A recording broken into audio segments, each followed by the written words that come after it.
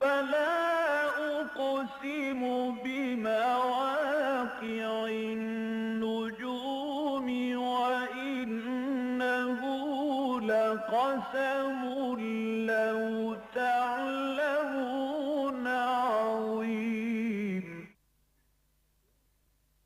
إنه لقرآن كريم في كتاب مكنون لا يمسه إلا المطهرون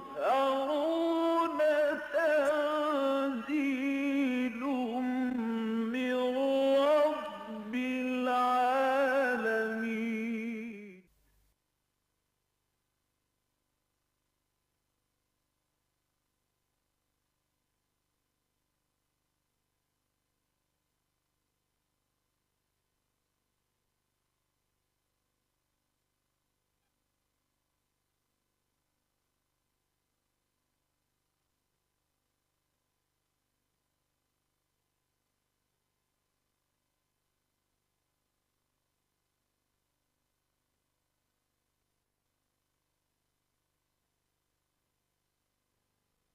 نحمده ونصلي على رسوله الكريم اما بعد فقد قال الله تبارك وتعالى كما ورد في سورة المائدة اعوذ بالله من الشيطان الرجيم بسم الله الرحمن الرحيم يا أيها الرسول بلغ ما أنزل إليك من ربك وإن لم تفعل فما بلغت رسالته واللہ یعصمک من الناس ان اللہ لا یہدی القوم الکافرین قل یا اہل الکتاب لستم علی شیء حتی تقیموا التوراة والانجیل وما انزل الیکم من ربکم وَلَيَزِيدَنَّ كَثِيرًا مِّنْهُمْ مَا أُنزِلَ إِلَيْكَ مِن رَّبِّكَ طُغْيَانًا وَكُفْرًا فَلَا تَأْسَ عَلَى الْقَوْمِ الْكَافِرِينَ صدق اللہ العظیم. رب اشرح لي صدري ويسر لي امري واحلل عقدة من لساني يفقهوا قولي. اللهم ربنا الهمنا رشدنا واعذنا من شرور انفسنا. اللهم ارنا الحق حقا وارزقنا اتباعه وارنا الباطل باطلا وارزقنا اجتنابه. آمین یا رب العالمین. آپ کے علم میں ہے کہ قرآن حکیم میں جو آغاز ہی میں 4 طویل ترین مدنی صورتیں ہیں. پہلی صورت تو سورہ فاتحہ ہے، وہ پورے قرآن مجید کے لیے دیباچہ ہے، خلاصہ ہے، ام الکتاب ہے، اساس الکتاب ہے، ام القرآن، اساس القرآن. اس کے بعد جو قرآن مجید کا اصل مضمون شروع ہوتا ہے تو 4 صورتیں یہ مدنیات جو ہیں، بقرہ، آل عمران، نساء، مائدہ، ان میں سب میں روح سخن جو ہے وہ مسلمانوں کی طرف بھی ہے اور سابقہ امت مسلمہ یعنی اہل کتاب کی طرف بھی ہے. مشرکین عرب سے اس میں خطاب بہت کم ہے. مشرکین عرب جن میں کہ حضور کی اصل بعثت ہوئی تھی، هو الذی بعث فی الامیین رسولا منہم، آپ کی بعثت خصوصی جو ہے وہ الی اہل العرب تھی. ان سے خطاب کا حق جو ہے وہ مکی قرآن میں ادا ہو چکا ہے. 2/3 سے زائد قرآن جو ہے وہ مکی صورتوں پر مشتمل ہے، اور ظاہر بات ہے کہ ان میں زیادہ تر جو بھی گفتگو ہوئی ہے وہ مشرکین سے ہوئی ہے یا پھر اہل ایمان سے. لیکن یہ کہ ان صورتوں کے اندر گفتگو جو ہے مستقل طور پر مسلمانوں سے بھی ہے. اب مسلمانوں سے مختلف موضوعات ہیں. ایک تو شریعت کے احکام اب دیے جا رہے ہیں جو سورہ بقرہ سے شروع ہو کر سورہ مائدہ تک گویا کہ تکمیل کو پہنچ جاتے ہیں. پھر جہاد اور قتال اور انفاق فی سبیل اللہ کی بحثیں ہیں. پھر مسلمانوں ہی میں ایک اور ایلیمنٹ ہے، وہ منافقین کا ہے کہ شمار تو مسلمانوں میں ہوتا ہے، حقیقت میں منافق ہے، مسلمان نہیں ہے. پھر ان سے بھی گفتگو ہے. اسی میں پھر اہل کتاب سے گفتگو ہے. ان میں بھی 2 گروہ ہیں، یہود اور نصارہ. تو یہ سورہ مائدہ میں تقریباً یہ تمام مضامین جو ہیں اپنی منطقی انتہا کو پہنچ رہے ہیں، اس لیے کہ یہ اس سلسلے کی آخری صورت ہے۔ اب یہاں دیکھیے بظاہر خطاب حضور سے ہو رہا ہے، لیکن اصل میں جو روح سخن ہے وہ اہل کتاب کی طرف ہے۔ یا ایھا الرسول، اے رسول صلی اللہ علیہ وسلم، بلغ ما انزل الیک من ربک، پہنچا دیجئے جو بھی کچھ نازل کیا گیا ہے آپ پر آپ کے رب کی طرف سے۔ وَإِن لَّمْ تَفْعَلُوا، اور اگر آپ نے ایسا نہ کیا، بالفرض ایسا نہ کیا، بالفرض ایسا نہ کیا، فَمَا بَلَّغْتَ رِسَالَتَهُ، تو پھر آپ نے اللہ کی رسالت کا حق ادا نہیں کیا۔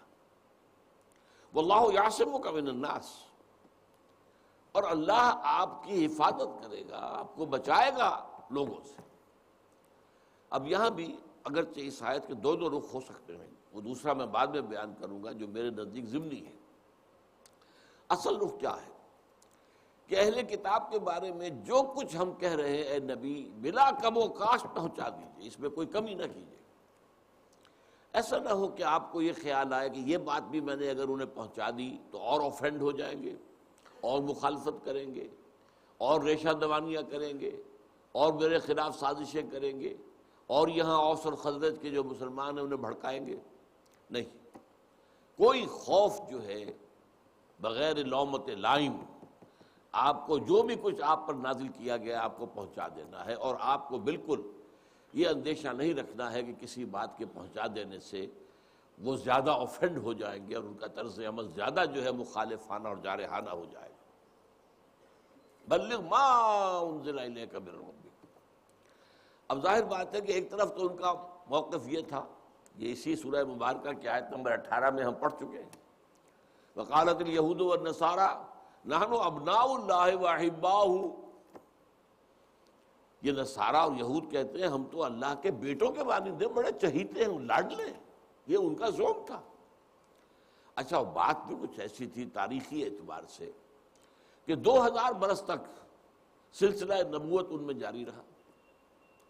آپ کو معلوم ہے حضرت، ویسے تو ان سے حضرت موسیٰ سے پہلے حضرت یوسف بھی تھے، خود حضرت یعقوب جن کی یہ نسل ہیں بنی اسرائیل، یعقوب جو اصل میں ان کا جو لقب تھا وہ اسرائیل تھا، عبداللہ اس کے بانی ہے عبرانی زبان میں، وہ بھی نبی تھے، یوسف نبی تھے۔ لیکن پھر حضرت موسیٰ اور ہارون کے ساتھ رضی اللہ تعالی علیہم السلام جو سلسلہ نبوت اور رسالت شروع ہوا ہے وہ 1400 برس تک تو ٹوٹا ہی نہیں، اور آخری جو ہے نبی وہ بھی 2، جیسے شروع میں 2 آخر میں 2۔ موسیٰ اور ہارون سے شروع ہوا علیہم السلام، اور عیسیٰ اور یحییٰ پر ختم ہوا۔ اس کے بعد 600 برس تک کوئی نبی آیا ہی نہیں دنیا میں، یہ فترت کہلاتی ہے، یہ بھی پڑھ چکے ہیں ہم۔ علی فترۃ من الرسل، رسولوں کا اور نبوت کا سلسلہ جو ہے رکا رہا ہے 600 برس تک، حضرت عیسیٰ سے حضور تک۔ بہرحال ان کا زوم یہ تھا ہم اللہ کے چہیتے ہیں، لاڈلے ہیں۔ آج بھی وہ کہتے ہیں we are the chosen people of the lord. قرآن مجید کہتا ہے کہ نہیں، تمہاری کوئی حیثیت نہیں، آگے چل کر ابھی اس میں آ جائے گا دوبارہ، وہاں بھی ہم پڑھیں گے۔ تو اب ظاہر بات ہے کہ اس سے جو ان کا پندار ہے وہ زخمی ہوتا ہے، ان کا جو زوم ہے اس سے ضعف پہنچتا ہے، ان کی طرف سے یقیناً مخالفت پھر ہوگی۔ اور جو حالات تھے مدینے کے اندر، جو چار طرف سے گویا کہ حضور کو چومکھی جنگ لڑنی پڑ رہی تھی، اس میں یہ ہے کہ اس طرح کا خیال آ جانا کہ ذرا سی نرمی برتی جائے، وَدُّوا لَوْ تُدْهِنُوا فَيُدْهِنُونَ، اے نبی یہ تو چاہتے ہیں کہ ذرا آپ مداہنت کریں تو یہ بھی مداہنت کریں، آپ ڈھیلے پڑیں تو یہ بھی ڈھیلے پڑ جائیں گے۔ چنانچہ یہ صورتحال جو ہے اس کو کہا جا رہا ہے یہاں پر کہ بلغ ما انزل الیک من ربک، جو بھی نازل کیا جا رہا ہے، نازل کیا گیا ہے آپ پر آپ کے رب کی طرف سے، اسے پہنچا دیجیے۔ واللہ یعصمک وان لم تفعل فما بلغت رسالتہ۔ یہ ٹکڑا جو ہے یہ ذرا تہدید آمیز ہے، تھوڑا سا اس کے اندر کچھ دھمکی کا سا انداز ہے معاذ اللہ، لیکن اصل میں اس طرح کی آیات کے بارے میں اصولی بات جان لینی چاہیے کہ اگرچہ سختی بظاہر لفظاً حضور کی طرف ہے، حقیقت میں روح سخن دوسروں کی طرف ہے کہ دیکھو تمہاری وجہ سے یہ بات ہمیں کہنی پڑ رہی ہے اپنے رسول سے، اپنے محبوب سے، ورنہ ظاہر بات ہے اس کا امکان کوئی نہیں ہے کہ حضور چھپائیں کوئی چیز۔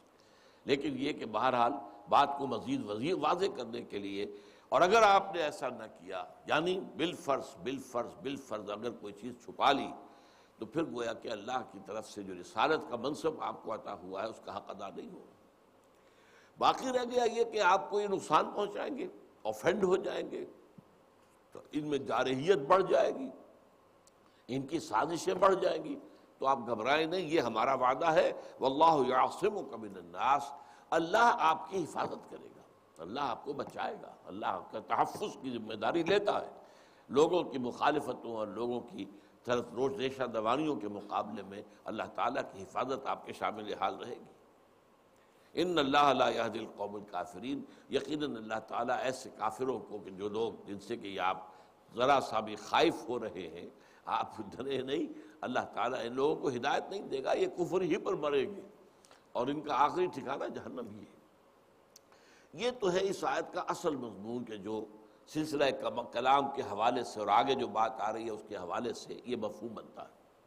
لیکن ضمنی طور پر یہ بات بھی سمجھ لیجیے کہ قرآن مجید میں بعض مقامات ایسے بھی ہیں جن میں حضور پر گویا کہ اللہ تعالیٰ کی طرف سے، میں یہ لفظ استعمال کر رہا ہوں ظاہری طور پر، کچھ عتاب کا انداز آیا ہے، کچھ غصے کا، کچھ اظہار ناراضگی کا اظہار ہوا۔ اب یہ چیزیں بھی ہو سکتا تھا معاذ اللہ ثم معاذ اللہ کہ حضور ان چیزوں کو سوچتے کہ یہ میں بیان کروں گا تو یہ تو گویا کہ میری ہوا اکھڑ جائے گی، میرے مخالفین جو ہیں وہ بغنے بجائیں گے کہ لو جی جن کی یہ دعوت دے رہے ہیں اور جن کی طرف بلا رہے ہیں انہوں نے تو اس طریقے سے ان کو ڈانٹ پلا دی۔ اور یہ کہ ہو سکتا ہے کہ میرے ماننے والوں میں سے بھی بعض جو ہیں جو جن کے ایمان اتنے پختہ ابھی نہ ہوئے ہوں، اتنے راسخ نہ ہوں، ان کے اوپر بھی اس کا ایک کوئی منفی اثر پیدا ہو جائے۔ تو ایسی آیات کو جیسے عبس وتولی ان جاءہ الاعمی وما یدریک لعلہ یزکیٰ او یذکر فتنفعہ الذکریٰ، تیوری چڑھا لی، رخ پھیر لیا کہ ایک اندھا ان کے پاس آیا تھا۔ یہ حضرت عبداللہ ابن ام مکتوم کی آمد پر مشہور واقعہ ہے، تفصیل میں جانے کی ضرورت نہیں۔ اور لفظ عتاب پھر بعد میں حضور استعمال کرتے تھے کہ بعد میں جب بھی حضرت عبداللہ ابن ام مکتوم حضور کی خدمت میں حاضر ہوتے تھے تو حضور فرمایا کرتے تھے مرحبا مرحبا بالذی عاتبنی اللہ فیہ، مرحبا ہو، خوش آمدید ہو اس شخص کو جس کے بارے میں اللہ نے، میرے رب نے مجھ پر عتاب کیا ہے، مجھ پر غصے کا اظہار کیا ہے کہ میں نے کیوں ان کی طرف سے جو ہے بے اعتنائی برتی ہے۔ تو یہ چیز جو ہے وہ اللہ تعالیٰ کی طرف سے ایک سمجھ لیجئے کہ سرزنش کی شکل میں آ گئی۔ اور بھی مقامات ایسے، ایک مقام جو ہے وہ سورہ انعام کے اندر، سورہ مائدہ کے فوراً بعد ہے کہ نبی کے ذہن میں جو مطالبات ہو رہے تھے چاروں طرف سے کہ یہ معجزہ دکھا دو تو مان لیں گے، یہ معجزہ دکھا دو تو مان لیں گے، یہ معجزہ دکھا دو تو مان لیں گے، ادھر سے اللہ کا فیصلہ تھا کہ کوئی بھی حصی معجزہ ہم نہیں دکھائیں گے، ہمارا آپ کے لیے معجزہ ایک ہی ہے اور وہ قرآن ہے۔ جو طالب حقیقت ہے وہ قرآن سے ہدایت پا لے گا، اور جو طالب حقیقت نہیں ہوتا کوئی بڑے سے بڑا حصی معجزہ بھی اس کے لیے مفید نہیں ہوتا، وہ ایمان نہیں لاتے۔ کیا وہ حضرت صالح علیہ السلام کو جو اونٹنی کا معجزہ دیا گیا کہ گابھن اونٹنی ایک چٹان سے برآمد ہو گئی، ان کے کہنے کے، ان کے تقاضے کے مطابق، تو کیا وہ ایمان لے آئے تھے؟ ایمان تو نہیں لائے۔ تو ہم نہیں دکھائیں گے۔ اور اس میں ان کے لیے کیا ہے؟ اس میں شفقت ہے ہماری۔ ایسا معجزہ دکھانے کے بعد بھی قوم ایمان نہیں لاتی تو قوم ہلاک کر دی جاتی ہے، مہلت نہیں دی جاتی۔ ہم ابھی انہیں مہلت دینا چاہتے ہیں۔ ہم چاہتے ہیں کہ ان میں سے کچھ لوگوں کے اندر بھی اگر ابھی کوئی خیر کا عنصر ہے، کچھ ان کی جو فطرت ہے اگر کسی درجے میں بھی زندہ اور برقرار ہے تو واپس آج لوٹ آئے اور وہ اسلام کی طرف آ جائیں۔ لیکن اگر ایسا معجزہ دکھا دیا اور پھر بھی اڑے رہے تو ختم کر دیے جائیں گے۔ تو وہاں بڑے سخت الفاظ آئے ہیں۔ وَإِنْ كَانَ كَبُرَ عَلَيْكَ إِعْرَاضُهُمْ، اے نبی اگر آپ پر جو ہے بڑی حبشاق گزر رہی ہے ان کی جو ان کے جو مطالبے ہیں، ان کا طرز عمل ہے، تو اگر آپ میں طاقت لے آئیے، کوئی آسمان پہ سیڑھی لگا کر کوئی معجزہ لے آئیے، زمین میں سرنگ لگا کر کوئی معجزہ لے آئیے، ہم نہیں دکھائیں گے۔ اب یہ بڑے سخت الفاظ ہیں۔ فَإِنِ اسْتَطَعْتَ أَن تَبْتَغِيَ نَفَقًا فِي الْأَرْضِ أَوْ سُلَّمًا فِي السَّمَاءِ فَتَأْتِيَهُم بِآيَةٍ۔ تو اس طرح کی چیزوں کے بارے میں بھی یہاں ہو سکتا ہے کہ حضور نے بلا کم و کاش وہ ساری باتیں بھی قرآن مجید میں لوگوں کو جو ہے وہ تعلیم کر دی کہ یہ آیات بھی نازل ہوئی ہیں جن میں ایک طرح سے حضور پر اللہ کی جانب سے کچھ عتاب کا کچھ اظہار ناراضگی جو ہے اس کا معاملہ سامنے آتا ہے۔ بہرحال یہ دونوں رخ ہو سکتے ہیں، لیکن پہلا رخ میرے نزدیک اس آیت کے معاملے میں وہ اہم ہے، اور وہی جو سیاق و سباق کے ساتھ جو ہے وہ زیادہ متعلق ہے۔ اب آئیے جس کے لیے یہ تمہید باندھی گئی، قُلْ يَا أَهْلَ الْكِتَابِ لَسْتُمْ عَلَىٰ شَيْءٍ حَتَّىٰ تُقِيمُوا التَّوْرَاةَ وَالْإِنْجِيلَ وَمَا أُنزِلَ إِلَيْكُم مِّن رَّبِّكُم۔ اے نبی صاف کہہ دیجئے، کھول کر کہہ دیجئے، ان کے کان کھول دیجئے، کہہ دیجئے کہ اے اہل کتاب تمہارا کوئی مقام نہیں ہے، کوئی حیثیت نہیں ہے، کوئی مرتبہ نہیں ہے، you have no ground under your feet, جب تک کہ تم قائم نہیں کرتے ہو تورات کو اور انجیل کو اور جو کچھ بھی تمہارے اوپر اللہ کی طرف سے نازل کیا گیا۔ یعنی تم اپنے زوم میں مبتلا ہو، نحن ابناء اللہ واحباؤ، تم بڑے چہیتے ہو، لاڈلے ہو، we are the chosen people of the lord, پورے انسان تو ہم ہی آج بھی کہتے ہیں۔ یہ باقی انسان جو ہے یہ انسان نما حیوان ہے، شکلیں ان کی انسانوں کی سی ہیں، حقیقت میں یہ حیوان ہیں۔ جینٹائلز جو جن کا الفاظ ان کے ہیں، اور گوئمز یہ دو الفاظ ہیں یہودیوں کے، اور جو ان کی کتاب دوسری تالمود، ایک تو تورات ہے لیکن ان کی اصل کتاب تالمود ہے جس میں ان کے فقہی مسائل ہیں۔ جیسے ہمارے ہاں بھی آپ کو معلوم ہے قرآن مجید سے ہمارے جو ہے علماء کو کتنا شغف ہے، سارا شغف تو فقہ سے ہے، اور سارا ہمارا نظام تعلیم جو مذہبی اور دینی کہلاتا ہے اس میں اصل زور فقہ پر ہے، لہذا ان کے ہاں بھی اصل حیثیت تالمود کی تھی، اور تالمود میں یہ ساری باتیں کھل کر لکھی گئی۔ تو تم اپنی جگہ پر یہ سمجھتے رہو، لیکن کال کھول کر سن لو، اللہ کی نگاہ میں کوئی حیثیت تمہاری نہیں۔ وہاں اس آیت 18 کے اندر بھی فرمایا گیا تھا، وَقَالَتِ الْيَهُودُ وَالنَّصَارَىٰ نَحْنُ أَبْنَاءُ اللَّهِ وَأَحِبَّاؤُهُ قُلْ فَلِمَ يُعَذِّبُكُم بِذُنُوبِكُمْ، اے نبی ان سے کہیے پھر اللہ تمہیں کیوں عذاب دیتا رہا ہے تمہارے گناہوں کی پاداش میں؟ کیا نبوکدنضر کے ہاتھوں تمہیں نہیں پٹوایا؟ لاکھوں تمہارے قتل نہیں ہوئے تھے؟ کیا ٹائٹس کے ہاتھوں 1,33,000 ایک دن میں قتل نہیں ہوئے تھے تم؟ اور کیا تمہارا جو حضرت سلیمان کا بنایا ہوا معبد تھا، ہم تو اسے مسجد کہیں گے، وہ اسے ٹیمپل کہتے ہیں، کنگ سولومنز ٹیمپلز، کیا 2 مرتبہ وہ تباہ و برباد نہیں ہوا؟ کیا 587 قبل مسیح میں نبوکدنضر نے اسے جو ہے زمین دوز نہیں کر دیا تھا، زمین کے ساتھ ملا دیا، برابر کر دیا تھا؟ پھر اس کے بعد 70 عیسوی میں ٹائٹس رومی نے جب دوبارہ تم نے بنایا تو پھر تم ختم کر دیا۔ یہ تمہارا اس جو ہے مقدس جو مقام ہے اس کا تو یہ بل انتم بشر ممن خلق، تم بھی انسان ہو ایسے ہی جیسے کہ اور انسان ہیں، بس کوئی خاص امتیاز کا معاملہ نہیں ہے اس پہ۔ ہاں یہ ضرور ہے کہ تم نبوت دی تو یہ تو ایک ذمہ داری تھی، یہ جہاں ایک مقام اور مرتبہ تھا، جہاں ایک حیثیت تھی، جہاں اعزاز تھا، جہاں عزت دہی اور افزائش تھی، عزت افزائی تھی، وہیں پر ایک بہت بڑی ذمہ داری تھی، لائبلٹی تھی، اس کی ذمہ داریاں ادا کرنی تھی تمہیں، اور تم نے نہیں کی ہیں، لہذا نتیجہ کیا نکلا کہ تم پر عذاب آتا رہا۔ فَلِمَ يُعَذِّبُكُم بِذُنُوبِكُم بَلْ أَنتُم بَشَرٌ مِّمَّنْ خَلَقَ۔ وہی بات یہاں پر بہت کھول کر کھلے الفاظ میں، 2 ٹوک الفاظ جسے ہم کہتے ہیں، قُلْ يَا أَهْلَ الْكِتَابِ لَسْتُمْ عَلَىٰ شَيْءٍ۔ اب یہ الفاظ جو ہے اس کا آپ جو ہے لطف لے نہیں سکتے، لستم علی شیء، تم کسی چیز پر نہیں ہو، تمہاری کوئی حیثیت نہیں، جس کا میں نے انگریزی میں ترجمہ جو کیا ہے، you have no ground under your feet. کیا بات کر رہے ہو؟ تمہارا منہ نہیں ہے کہ تم اللہ سے کلام کر سکو، تمہارا منہ نہیں ہے کہ تم اللہ سے دعا مانگ سکو۔ Who are you? تمہیں ہم نے کتاب دی، تم نے قائم کی، تمہیں ہم نے شریعت دی، تم نے نافذ کی؟ اگر نہیں تو پھر تمہارا کیا مقام ہے ہماری نگاہوں میں؟ تمہارا کوئی مقام، کوئی حیثیت نہیں، تمہاری دعائیں تمہارے منہ پر دے ماری جائیں گی۔ یہی آج امت کے ساتھ، امت محمد کے ساتھ ہو رہا ہے۔ تم نے شریعت نافذ نہیں کی، تم نے قرآن نافذ نہیں کیا، تم نے کہیں جو ہے اسلام کا نظام نافذ نہیں کیا، اب تمہاری پٹائی ہو رہی ہے کہ نہیں ہو رہی ہے؟ پوری دنیا میں پٹائی ہو رہی ہے، خوریزی ہو رہی ہے، طوفان کی طرح مغرب سے جو ہے وہ لاسٹ کروسیڈ کے جو ایک طوفان ہے وہ چلا آ رہا ہے، اس کے تھپیڑے اب پاکستان کے مغربی جو ہماری سرحد ہے اس پر آ رہا ہے، اس کے اندر سے ہو کر پہنچ رہے ہیں۔ یہ طوفان عالمی ہے، اور اس سے جو ہے عالمگیر جو ہے بہت 3rd ورلڈ وار کا آغاز ہونے والا ہے، زیادہ دور نہیں ہے ہم لوگ۔ یہ صورتحال جو ہے، ذرا سا معاملہ جو ہے ایران کے ساتھ، ابھی تو ایران نے کچھ تھوڑی سی لچک دکھا دی ہے، اگر اڑا رہتا تو شاید ابھی وہ معاملہ ہو جاتا۔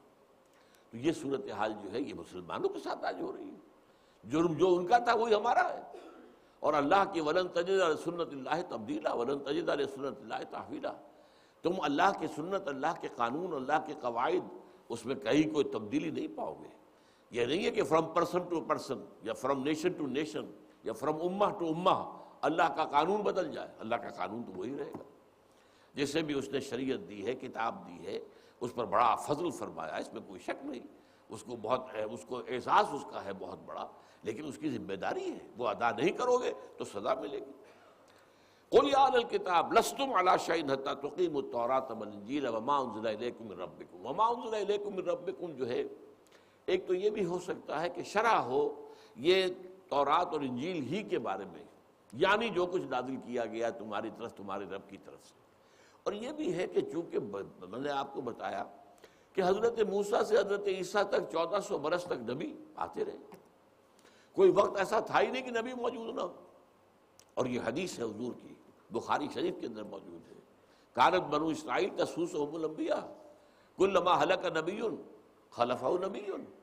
بنی اسرائیل کے معاملات جو انبیاء کے طے کرتے تھے، جیسے ہی کسی نبی کا انتقال ہوتا تھا تو ایک اور نبی اس کی جگہ جانشین ہو جاتا تھا۔ تو ظاہر بات ہے ان پر بھی تو وہی آتی رہی ہے۔ ان کی جو صحیفے ہیں، آج تورات اگر آپ پڑھیں گے دی اولڈ ٹیسٹمنٹ تو آپ کو آپ سے نظر آ جائیں گے، فلاں نبی کا یہ صحیفہ ہے، فلاں کا یہ صحیفہ ہے، فلاں کا یہ صحیفہ ہے، فلاں کا یہ صحیفہ ہے۔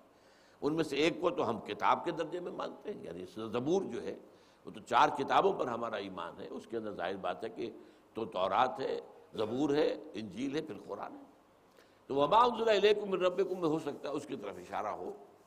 وَلَا يَزِيدَنَّ كَثِيرًا مِّنْهُمْ مَا أُنزِلَ إِلَيْكَ مِن رَّبِّكَ طُغْيَانًا وَكُفْرًا۔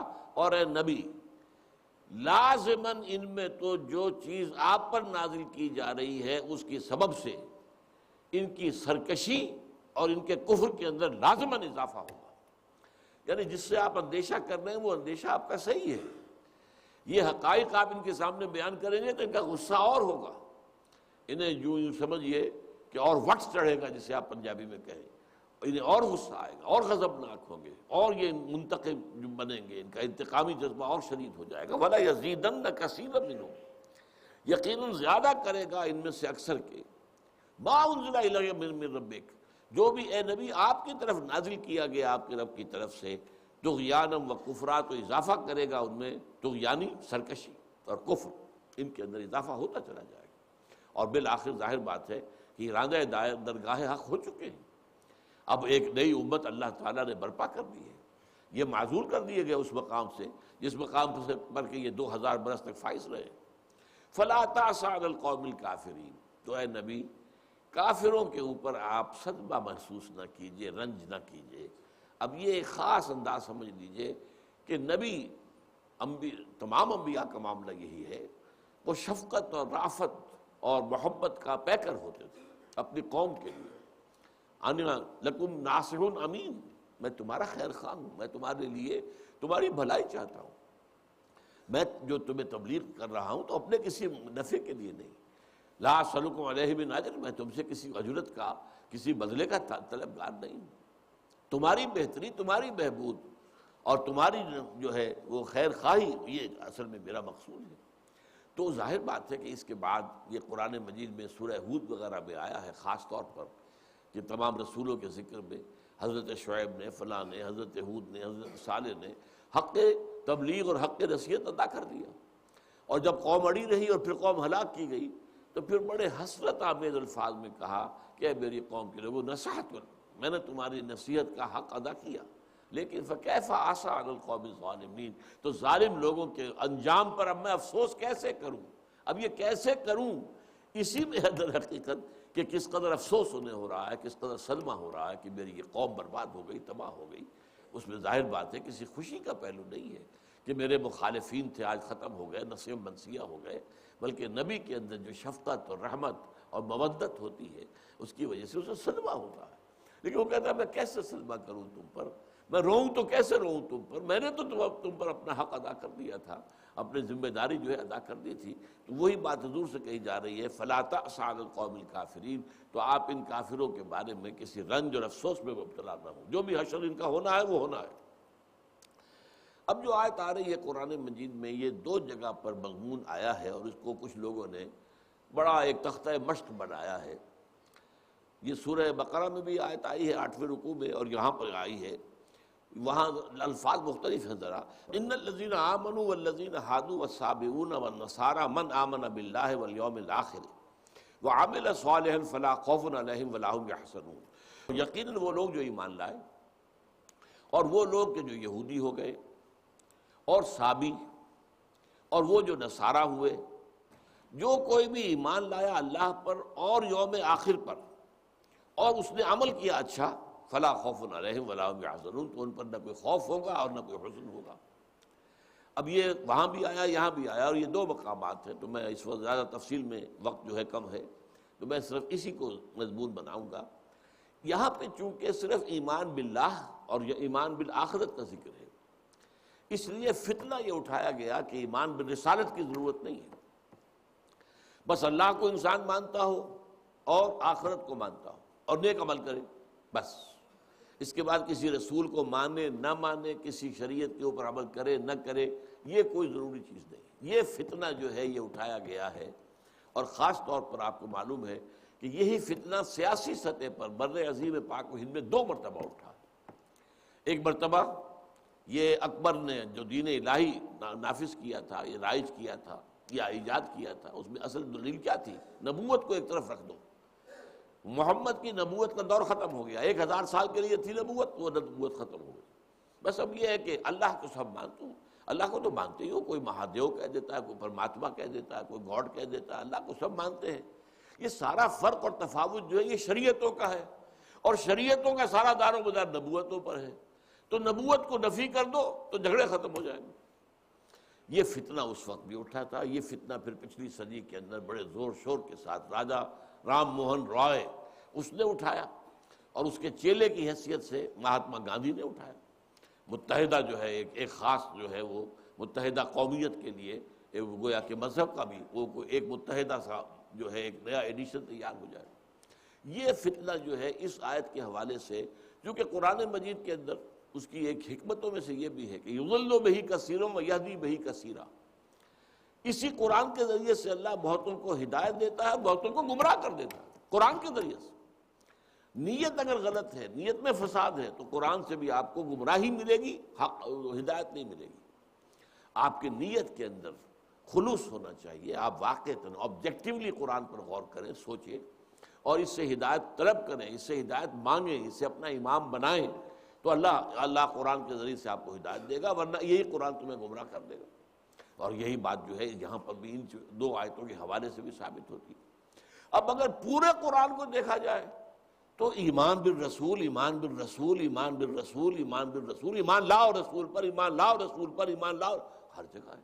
آپ پورے قرآن کو ایک طرف رکھ کر اور صرف ان دو آیتوں کے اوپر جو ہے وہ ایک رائے قائم کر لیں گے تو یہ تو در حقیقت آپ کی ایک بہت ہی بڑی سمجھیے ضلالت اور آپ کی اپنی جو ہے وہ گمراہی جو ہے اس کی طرف آپ کی نیت کا رجحان. اس لیے ایک طرف تو یہ بات ذہن میں رکھیے. دوسری یہ ہے کہ جیسے کہ وہاں سورہ بقرہ میں خاص طور پر ہے، وہاں جو 10 رکوع آئے ہیں یا بنی اسرائیل سے خطاب جو شروع ہوتا ہے وہ سب سے پہلے یہی ہے، یا بنی اسرائیل اذکروا نعمتی التی انعمت علیکم وَأَوْفُوا بِعَهْدِي أُوفِ بِعَهْدِكُمْ وَإِيَّايَ فَارْهَبُونِ وَآمِنُوا بِمَا أَنزَلْتُ مُصَدِّقًا لِمَا مَعَكُمْ وَلَا تَكُونُوا أَوَّلَ كَافِرٍ بِهِ. وہاں سے تو بات شروع، ایمان لاؤ اس پر کہ جو ہم نے نازل کی ہے، وہ کتاب جو تمہاری کتاب جو تمہارے پاس ہے اس کی تصدیق کرتے ہوئے آئی ہے. اور دیکھو تو ہی سب سے پہلے محمد کا انکار کرنے والے نہ بن جاؤ اور اس قرآن کا انکار کرنے والے نہ بن جاؤ. تو ساری دعوت تو ہے ایمان، حضور پر ایمان کی اور قرآن پر ایمان کی. اب اس کے اندر اگر یہ بات آ گئی، یہ کیوں آئی ہے یہ جان لیجیے. پہلی بات یہ ہے کہ دین کے یہ عمل کے دو حصے، ایک ہے محرکات عمل، ایمان باللہ اور ایمان بالآخرت سے محرک عمل طے ہوتا ہے. کس لیے عمل کرنا ہے؟ تاکہ اللہ راضی ہو جائے. کس لیے عمل کرنا ہے؟ تاکہ آخرت میں نجات ہو جائے. محرکات عمل دو ہیں. ہاں عمل کی تفصیل طے ہوگی شریعت سے، جس کو کہا ہے علامہ اقبال نے اور صحیح کہا ہے، بمصطفیٰ برساں خویش را کے دی ہماؤس، اگر بور نہ رسیدی تمام مولابیس. شریعت تو پوری بنتی ہی سنت رسول سے. حضور کے قدموں تک اپنے آپ کو پہنچاؤ گے تبھی تو اللہ کی طرف سے ہدایت تو آپ کو ملے گی. آپ کو معلوم ہے، چھوٹی سی مثال ہے، آنکھ کھول دینے کے لیے کافی ہے.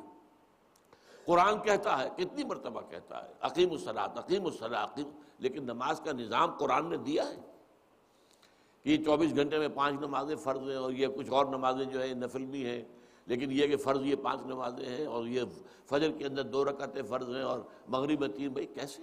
ظہر میں 4، عصر میں 4، عشاء میں 4، فجر میں 2 کیوں؟ مغرب میں 3 کیوں؟ کیا جواب ہے؟ کیا قرآن کے پاس اس کا کوئی جواب ہے؟ کیا قرآن نے اس کے تعین کیا؟ اور کھڑے ہو کر پہلے کھڑے ہو جاؤ، پھر رکوع میں جاؤ، پھر کھڑے ہو جاؤ، پھر جاؤ سجدے میں، پھر بیٹھو، پھر سجدہ کرو، پھر اٹھو، کہاں لکھا ہے؟ نظام تو بنتا ہی نہیں۔ وہ تو بنتا کس سے ہے کہ سلو کما رأیتمونی اصلی، پڑھو نماز جیسے مجھے دیکھتے ہو کہ میں نماز پڑھتا ہوں۔ نظام وہ در حقیقت سنت رسول صلی اللہ علیہ وسلم اور سنت کی اس پیروی کے نتیجے میں بنتا ہے۔ اسی طرح دین حق صرف قرآن سے نہیں بن سکتا، اسی لیے 3 دفعہ جو قرآن میں آیت آئی ہے، هو الذی ارسل رسولہ بالہدی ودین الحق لیظہرہ علی الدین کلہ۔ الہدی اپنی جگہ، دین حق اپنی جگہ، یہ دونوں ایک نہیں ہے۔ الہدی قرآن، لیکن صرف قرآن سے دین حق نہیں بن سکتا جب تک کہ اس کے ساتھ سنت رسول شامل نہ کی جائے۔ اسی لیے جہاں پر واو جو آ گیا، واو عطف، جس کا کہ تقاضا ہوتا ہے مغایرت، دین حق الدین یہ ہے اور یہ الہدی یہ ہے، یہ دونوں جو ہے 2 چیزیں دی گئی ہیں محمد کو صلی اللہ علیہ وسلم۔ تو اس اعتبار سے نیت کا معاملہ ہے ایمان باللہ اور ایمان بالآخرت سے۔ عمل کا سارا تقاضا جو ہے وہ ایمان بالنبوت، ایمان بالرسالت، ایمان بالکتاب، ایمان بالشریعت پر ہے۔ وَلِكُلٍّ جَعَلْنَا مِنْكُمْ شِرْعَةً وَمِنْهَاجًا، جیسا کہ اسی سورہ مائدہ کے 7ویں رکوع میں ہم پڑھ چکے ہیں کہ ہم نے ہر نبی، ہر رسول کو، ہر ایک امت کو ایک خاص منہج دیا ہے اور ایک خاص جو ہے شریعت دی ہے، وہ پیروی آپ کو اس کی کرنی ہوگی۔ اب یہاں اصل میں کیا ہے، اس دونوں مقامات پر جو بات واضح کی گئی ہے، اس میں یوں سمجھیے کہ الفاظ مقدر ماننے ہوں گے کچھ۔ وہ یہ کہ کوئی چاہے آج کا کوئی مسلمان ہے، چاہے کوئی یہودی تھا، چاہے کوئی نصرانی، کوئی بھی تھے، اپنے اپنے دور میں جس نے بھی ایمان باللہ، ایمان بالآخرہ اور عمل صالح کا حق ادا کیا، وہ اللہ کے ہاں اجر پائیں گے۔ یعنی ہر ایک کا ایک دور تھا۔ دور موسوی چل رہا تھا جب تک کہ حضرت عیسیٰ نہیں آئے، اب دور عیسوی شروع ہو گیا۔ دور موسوی جب تک چل رہا ہے، موسیٰ سے لے کے عیسیٰ تک، اس دوران میں ظاہر بات ہے کہ محض جو ہے موسیٰ کا نام لینے سے تمہاری نجات نہیں ہو جائے گی، جو بھی تھا اس کی نجات نہیں ہو سکتی تھی، بلکہ اس کے لیے لازم تھا اس کے اندر ایمان باللہ ہو، ایمان بالآخرہ بھی ہو اور عمل بھی ہو۔ ورنہ وہ یہودی تو تھے ہی موسیٰ کی بنیاد پر، موسیٰ کو ماننے والوں کو بنیاد پر۔ عیسائی ہیں ہی اس لیے کہ وہ عیسیٰ کو مانتے ہیں۔ نبوت اور رسالت تو انڈرسٹوڈ ہے، لیکن ظاہر بات ہے کہ جب تک حضور کی بعثت نہیں ہوئی تھی، جو بھی عیسیٰ کا ماننے والا اس میں ایمان باللہ، ایمان بالآخرہ اور عمل صالح کو پورا تھا، وہ اللہ تعالیٰ کے ہاں جنتی ہے، وہ کامیاب ہے۔ تو یہ اپنے اپنے دور میں، ہر ایک کا ایک دور ہے۔ تو جو بھی دور ہے جس کا بھی ہے، جس نبوت اور رسالت کا دور ہے، اس دور کے اندر اس نبی کے پیروکار، چاہے وہ یہودی تھے، چاہے وہ عیسائی ہے، کوئی ہے صابی ہے، صابیوں کے بارے میں ہمیں تفصیل سے کچھ معلوم نہیں ہے۔ بظاہر بات ہے کہ یہ بھی یقیناً کسی نبی کے پیروکار ہوں گے کہ جن کی تفاصیل ہمارے پاس نہ قرآن مجید میں ہے نہ احادیث کے اندر ہے، لیکن بہرحال ہمارے لیے یہ کافی ہے کہ یہ گویا کہ یہودی، مسلمان، عیسائی، صابی، ان سب کے لیے قاعدہ کلیہ ایک ہی ہے۔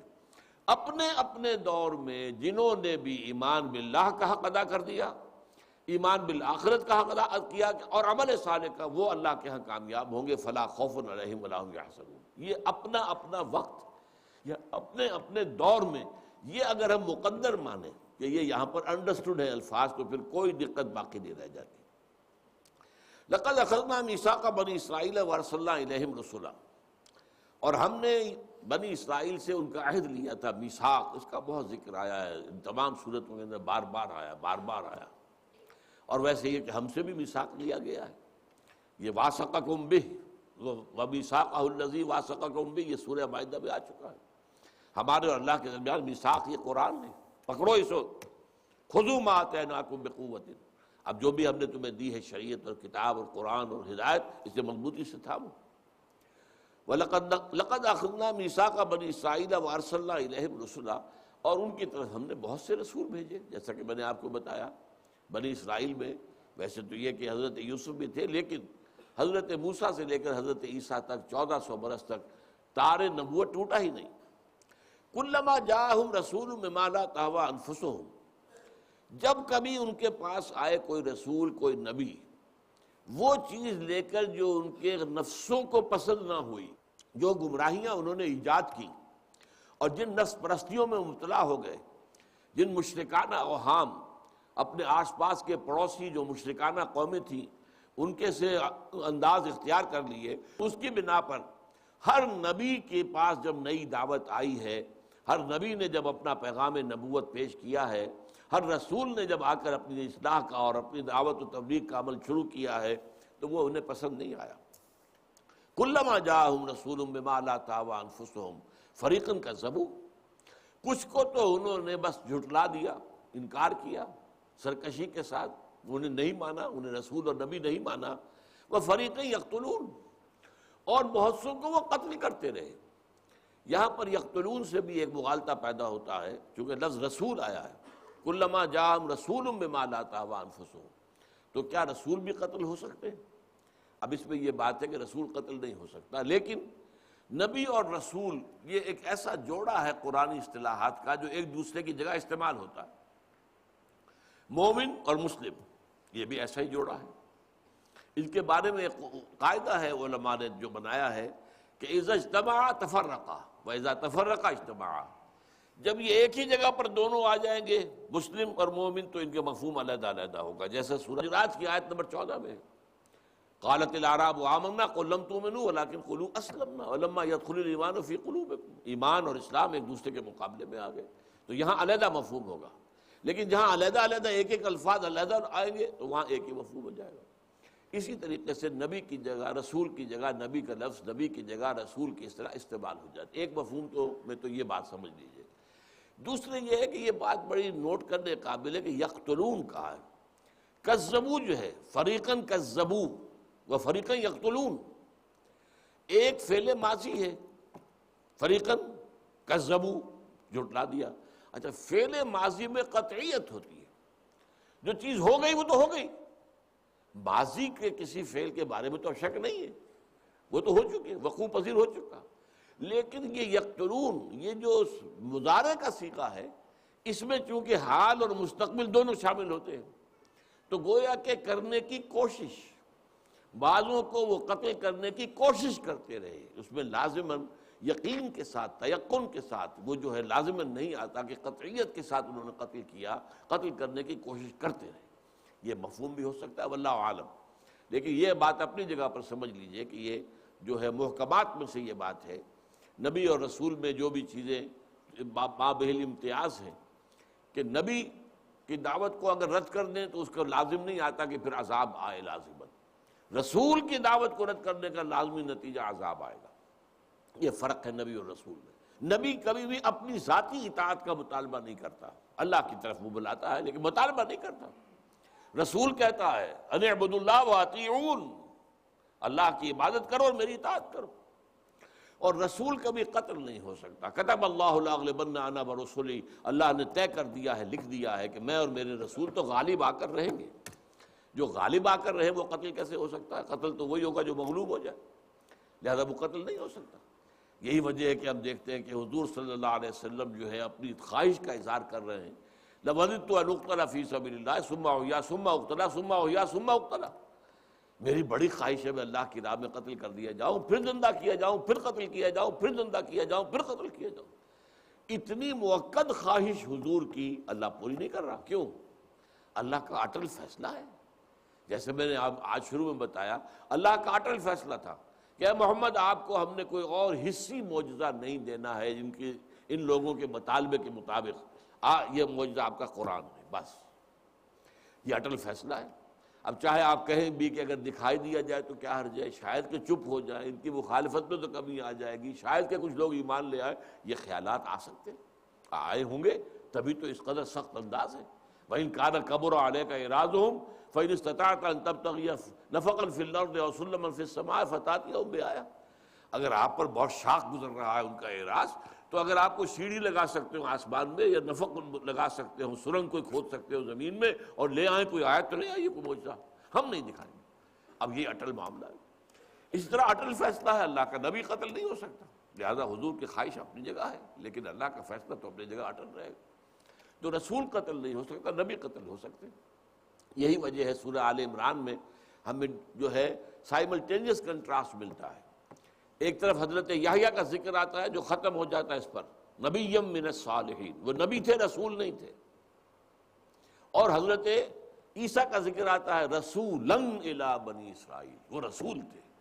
رسول قتل نہیں ہو سکتا، چاہے وہ انہوں نے سازشیں کی، چاہے سولی پر چڑھوانے کا فیصلہ کیا، چاہے گرفتاری کے لیے جو ہے وہ ایک شخص نے دھوکہ بھی دے دیا، ایک نے غداری بھی کی، لیکن اللہ نے اٹھا لیا، زندہ آسمان پہ اٹھا لیا، قتل نہیں ہونے دیا. وہ آئیں گے دوبارہ، اور دوبارہ انہی کے ہاتھوں سے ان کی جو قوم جس نے ان کو رد کیا تھا، ان کی دعوت کا انکار کیا تھا، وہ ہلاک کی جائے گی، یہودی ہلاک کی جائیں گے.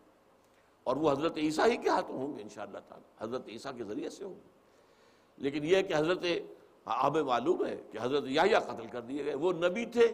دو امکانات میں نے آپ کو بتائے، ایک تو یہ کہ نبی اور رسول ایک دوسرے کی جگہ استعمال ہو جاتا ہے، قتل کرنے کی کوشش کرتے رہے، قتل کر نہیں پائے، یہ دوسری مفہوم ہو سکتا ہے.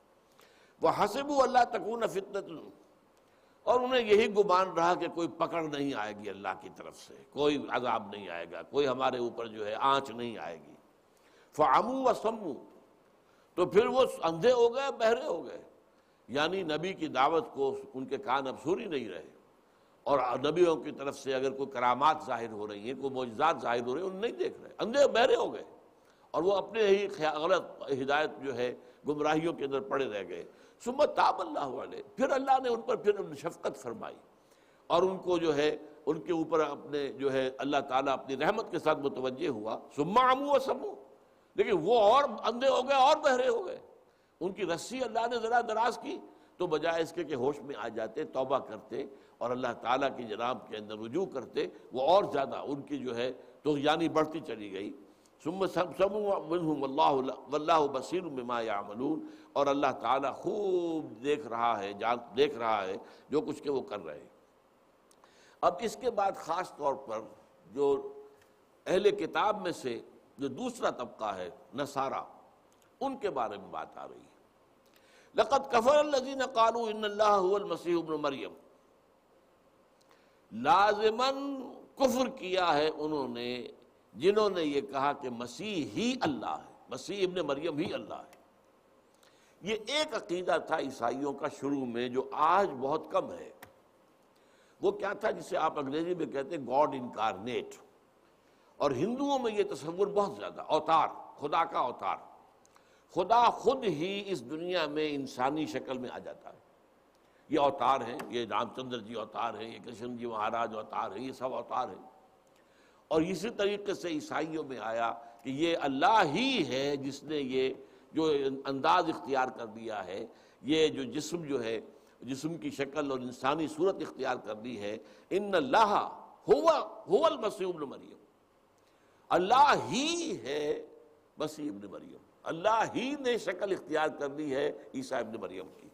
وقال المسیح یا بنی اسرائیل اعبدوا اللہ ولا ربی وربکم، حالانکہ مسیح نے تو یہ کہا تھا کہ اے بنی اسرائیل بندگی کرو، عبادت کرو، پرستش کرو اللہ کی، جو میرا بھی رب ہے تمہارا بھی رب ہے. میں خدا کہاں سے ہو گیا؟ میرا بھی رب وہی ہے، میں بھی مخلوق، اس نے تمہیں بھی پیدا کیا، مجھے بھی پیدا کیا. انہ من یشرک باللہ فقد حرم اللہ علیہ الجنہ، یقیناً جو بھی شرک کرے گا اللہ کے ساتھ تو اللہ نے اس پر جنت کو حرام کر دیا ہے. ومأواہ النار، اور اس کا ٹھکانہ جو ہے اس کا ٹھکانہ دوزخ ہے. وما للظالمین من انصار، اور ان ایسے ظالموں کے لیے کوئی نہیں ہے مددگار. ایک گمراہی تو یہ تھی کہ اللہ ہی نے لبادہ اوڑھ لیا ہے مسیح کی شخصیت کا، مسیح اصل میں اللہ ہی ہے جو انسانی صورت میں آ گیا. دوسری تثلیث تھی، اب وہ آ رہی ہے. لقد کفر الذین قالوا ان اللہ ثالث ثلاثہ، اسی طرح کفر کیا یقیناً انہوں نے بھی جنہوں نے کہا کہ اللہ تین میں کا ایک ہے. تثلیث، یہ تین اقانیم ان کے ہاں کہلاتے ہیں کہ تین شخصیتیں ہیں جو علیحدہ علیحدہ بھی ان کا ایک وجود ہے، تشخص ہے. اللہ اور عیسیٰ بیٹا، اور تیسری شخصیت ان کے ہاں پہلے مریم تھی. گاڈ فادر، گاڈ مدر اور God the son. God is father, God is mother, God is son, یہ تثلیث ہو گئی. بعد میں حضرت مریم کو ان میں سے خارج کر کے روح القدس کو شامل کیا گیا. اب ان کے ہاں قانون ثلاثہ کیا ہے؟ اللہ اور عیسیٰ اور روح القدس. یہ ان کے اقانیم کہلاتے ہیں. عقیدہ کیا ہے؟ یہ تینوں کی علیحدہ علیحدہ شخصیت بھی ہے اور تینوں مل کر ایک بھی ہے. اس لیے وہ کہتے ہیں ایک میں تین، تین میں ایک. وہ خدائی مدعی اس کے کہ ہم بھی موحد ہیں، ہم بھی توحید کو مانتے ہیں. پوری دنیا میں کہا جاتا ہے کہ یہ توحیدی مذاہب تین ہیں، ایک یہودیت، ایک عیسائیت، ایک مسلمان. بھائی سوال پیدا ہوتا ہے کہ عیسائیت کیسے آ گئی توحیدی؟ وہ تو تثلیثی ہے، توحیدی تو نہیں ہے. لیکن یہ ان کا اصل میں گورکھ دھندا ہے، ان کا علم الکلام ہے جس نے اس طور سے کیا ہے. ایک میں تین، تین میں ایک. یہ تین بھی ہے، ایک بھی ہے. ان کو ایک ہی کہہ لو یا تین کہہ لو، یہ کوئی فرق واقع نہیں ہوتا. لیکن اللہ نے یہاں فیصلہ فرما دیا، لقد کفر الذین قالوا ان اللہ ثالث ثلاثہ وما من الہ الا الہ واحد. حالانکہ کوئی الہ نہیں ہے سوائے ایک الہ واحد کے. وَإِن لَّمْ يَنْتَهُوا عَمَّا يَقُولُونَ، اور اگر یہ باز نہ آئے ان چیزوں سے جو یہ کہہ رہے ہیں، لَيَمَسَّنَّ الَّذِينَ كَفَرُوا مِنْهُمْ عَذَابٌ أَلِيمٌ، تو ان میں سے جو لوگ اس کفر پر اڑ گئے ان پر بہت زبردست عذاب آئے گا. انہیں لازماً آ کر چھو لے گا اور اپنی لپیٹ میں لے لے گا بہت سخت عذاب، دردناک عذاب. افلا یتوبون الی اللہ ویستغفرونہ، تو کیا یہ اب بھی اللہ کی جناب میں توبہ نہیں کرتے؟ اب یوں سمجھیے کہ حضور کو یہ دعوت دیتے ہوئے مدینہ منورہ میں اب تقریباً 7-8 سال برس ہو گئے، کم سے کم 6-7 برس تو ہو گئے. یہ سورہ مائدہ جو ہے یہ تو نازل ہو رہی ہے مدنی دور کے وسط میں، اور سورہ بقرہ سے لے کے یہ دعوت چلی آ رہی. تو کیا ابھی تک یہ ایمان نہیں لائیں گے؟ ابھی تک یہ توبہ نہیں کریں گے؟ افلا یتوبون الی اللہ ویستغفرونہ، تو کیا یہ توبہ نہیں کرتے اللہ کی جناب میں اور اسے استغفار نہیں کرتے؟ واللہ غفور الرحیم، حالانکہ اللہ تعالیٰ غفور ہے، رحیم ہے. اس کا دامن اب بھی کھلا ہے، توبہ کا دروازہ اب بھی کھلا ہے. مل مسیح ابن مریم الا رسول، عیسیٰ ابن مریم جو ہے، مسیح ابن مریم، وہ سوائے ایک رسول کے کچھ نہیں. الوہیت کا کوئی شائبہ نہیں ہے. رسول اور بھی بہت سے ہیں، قد خلت من قبلہ الرسل، ان سے پہلے بہت سے رسول گزرے. کوئی انوکھے رسول بھی نہیں ہے. حضرت نوح رسول تھے، حضرت ہود رسول تھے، حضرت صالح رسول تھے، یہ رسول تھے. حضرت شعیب رسول تھے، یہ رسول تھے سب کے سب. لہذا یہ کوئی نئی بات نہیں، نئی نویلی بات نہیں ہے. یہ تو ایک سلسلہ اللہ کا چلا آ رہا ہے.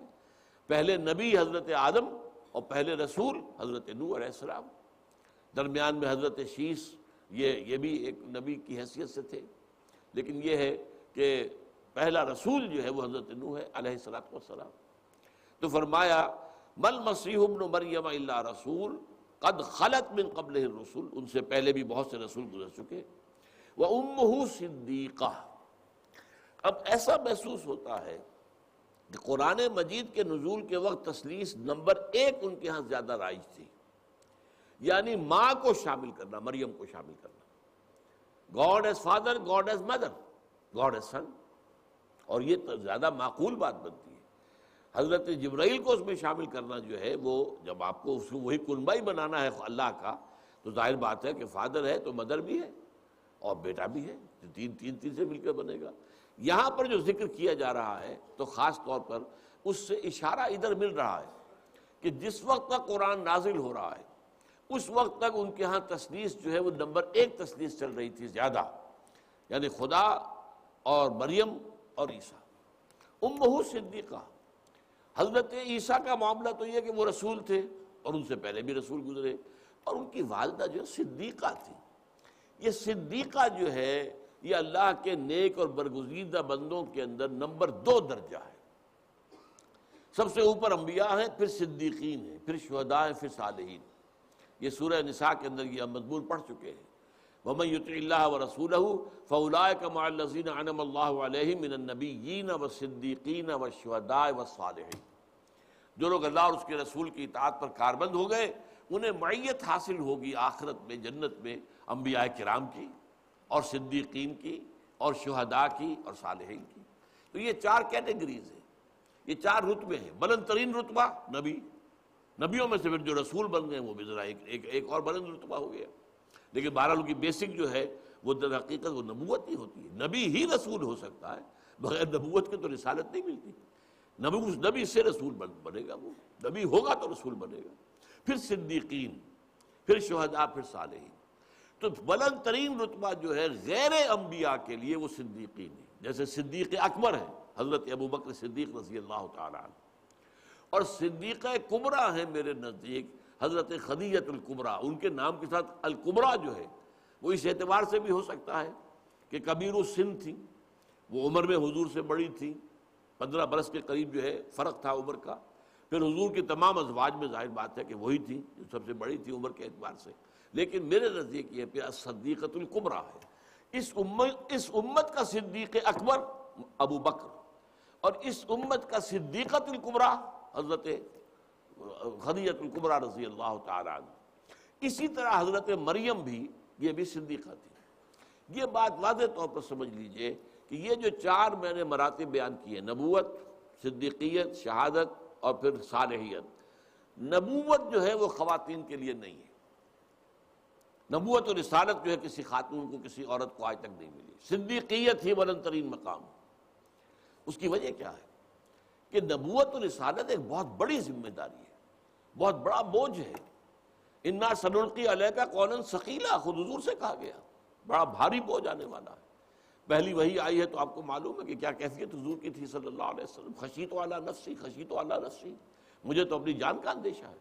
بخار کی کیفیت تھی، آپ کو ایک آپ لاشا طاری تھا، جیسے کہ لرزہ ہوتا ہے بخار کا، یہ ساری کیفیت تھی۔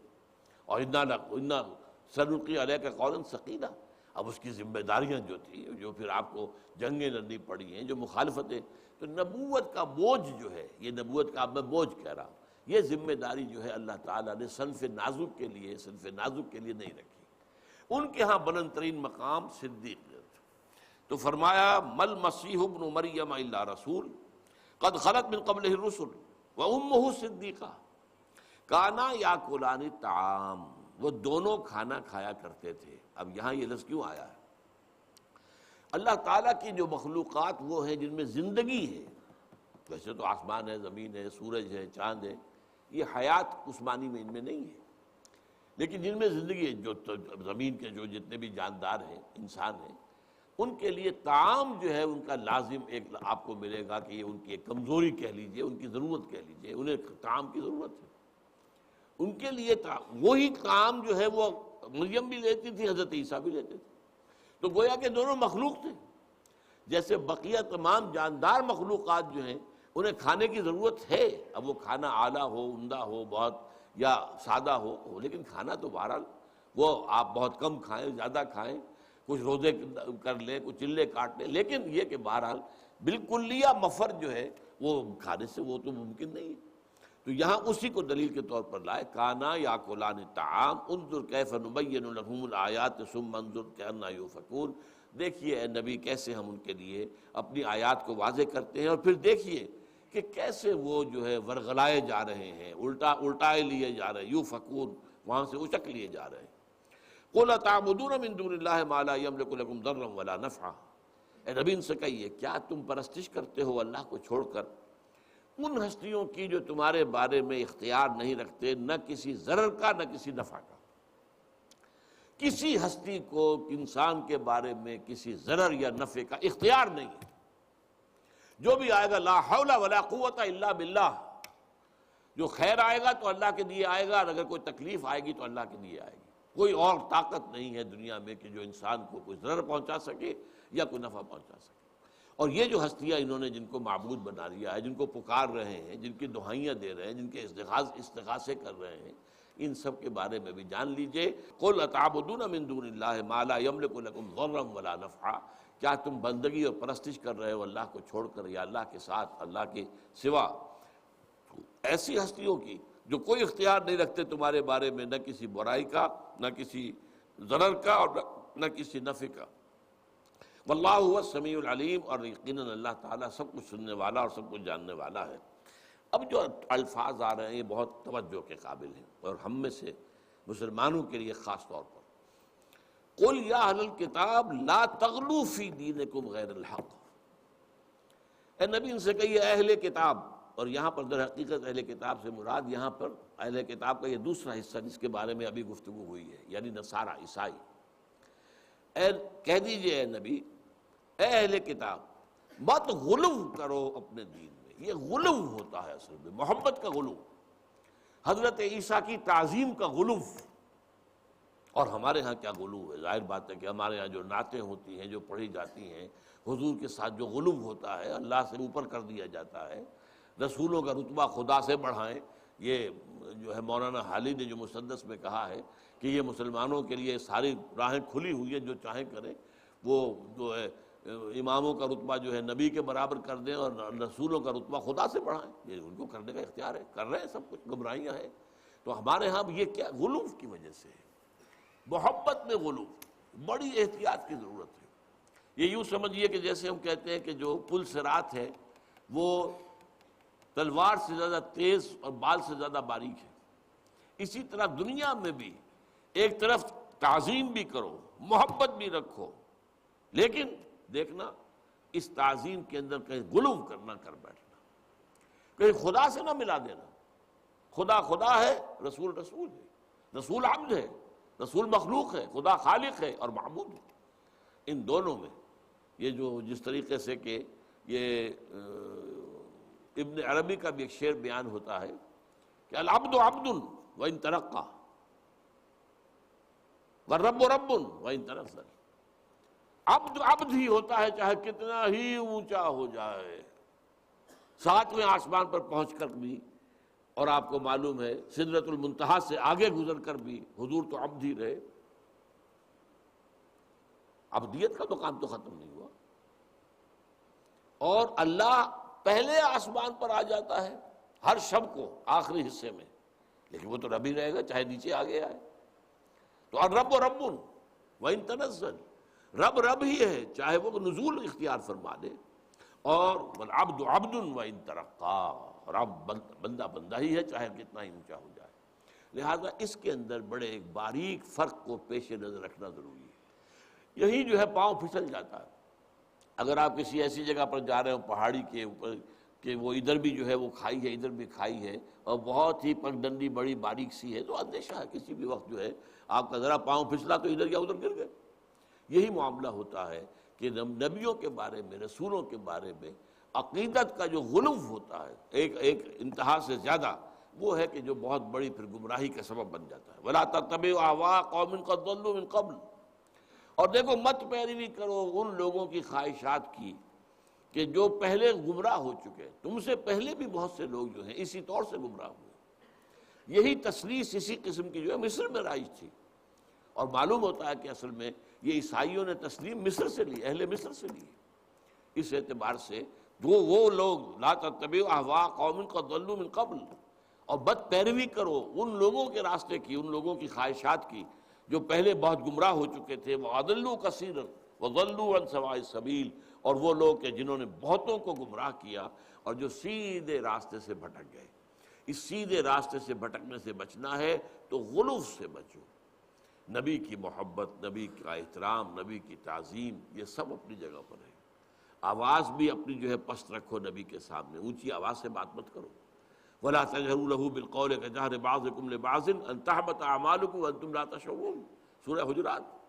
دیکھنا نبی کی آواز پر اپنی آواز بلند نہ کر بیٹھنا جیسے کہ ایک دوسرے سے بلند آوازی سے گفتگو کر لیتے ہو، کہیں ایسا نہ تمہارے سارے اعمال حبط ہو جائیں. تو یہ ظاہر بات ہے کہ اس کے اندر بڑا ایک ہوشیاری اور بہت جو ہے انسان جو ہے وہ چوکس اور چوکنا رہ کر چلے کہ کہیں پر بھی کوئی سوء ادب والا معاملہ بھی نہ آ جائے، لیکن دوسری طرف غلو بھی نہ ہو جائے کہ انہیں مقام نبوت سے جو ہے اٹھا کر اور مقام الوہیت کے اندر شامل کر دیا جائے. وہ پھر شرک بن جائے گا جو بدترین گمراہی ہے. ان اللہ لا یغفر ان یشرک بہ ویغفر ما دون ذلک لمن یشاء. یہ سورہ نساء میں 2 مرتبہ آیت آ چکی ہے. اللہ اسے تو ہرگز نہیں بخشے گا کہ اس کے ساتھ شرک کیا جائے، ہاں اس سے کم تر گناہ جس کو چاہے گا بخش دے گا.